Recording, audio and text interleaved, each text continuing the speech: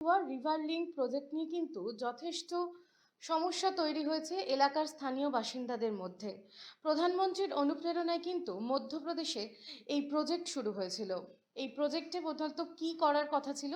কেন এবং বেথুয়া দুটো নদী, যেটা মধ্যপ্রদেশের ছাতার গ্রামের মধ্যে দিয়ে গেছে, এই দুটো নদীকে কিন্তু সংযোগ করে তার থেকে জল বন্টন করার ব্যবস্থা করা হতো। এবং যেটা পান্না টাইগার রিজার্ভ রয়েছে, সেখানে কিন্তু আরও বেশ কিছু উন্নয়নমূলক কাজ, যেরকম বাঁধ নির্মাণ করা এবং তার সাথেই কংক্রিটের ওভারব্রিজ তৈরি করা, এই ধরনের বেশ কিছু প্রকল্পের কথা বলা হয়েছিল।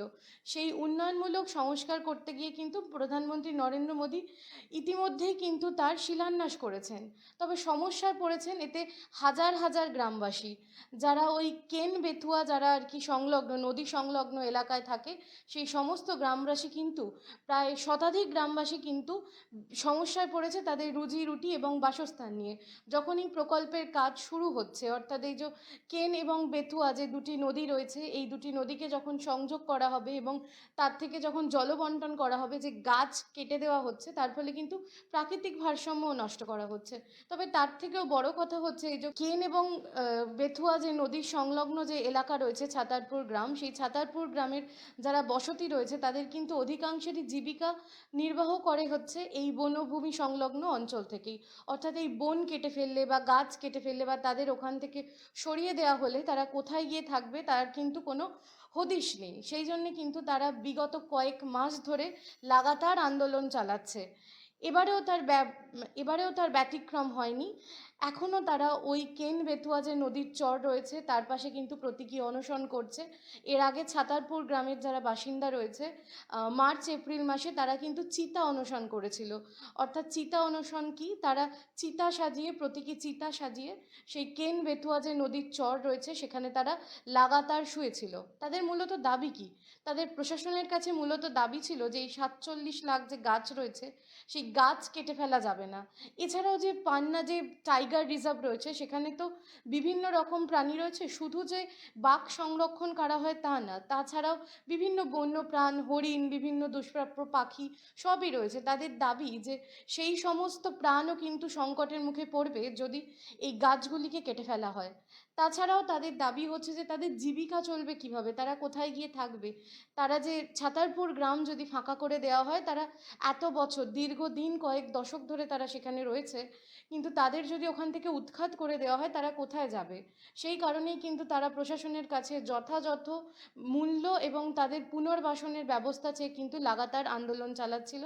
কিছু পুনর্বাসন প্রশাসন দিলেও তাতে ব্যাপক দুর্নীতি হয়েছে বলেই কিন্তু স্থানীয় যারা বাসিন্দা রয়েছে তারা জানিয়েছিল। সম্প্রতি আবার যখন তাদেরকে ওই জায়গা থেকে সরে যাওয়ার কথা বলা হয়, তখন কিন্তু আবার, অর্থাৎ এই বিগত ৫-৭ দিন ধরে কিন্তু আবার তারা ওই ছাতারপুর এলাকায়, যেখানে আর কি কেন বেথুয়া নদীর চর রয়েছে, সেখানে কিন্তু তারা আবার আন্দোলনে বসেছে। এবং এইবারেও কিন্তু তারা আমৃত্যু অনশনের মতোই আন্দোলন করছে। কেউ কেউ প্রতীকী ফাঁসি কাঠ বানিয়েছে, সেখানে তারা দিনরাত দাঁড়িয়ে থাকছে। কেউ জলের ওপর নিজেদেরকে একটি বাঁশের সাঁকো তৈরি করে দাঁড় করিয়ে রেখেছে। এছাড়াও প্রতীকী চিতা তৈরি করে তার উপর বিভিন্ন গ্রামের মহিলারা শুয়ে রয়েছেন।